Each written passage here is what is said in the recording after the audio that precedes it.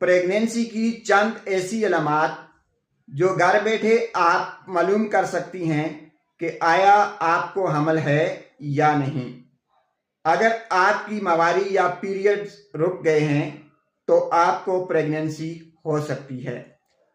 सुबह के वक्त मतली या उल्टी वगैरह आ रही है तो आप प्रेग्नेंट हो सकती हैं।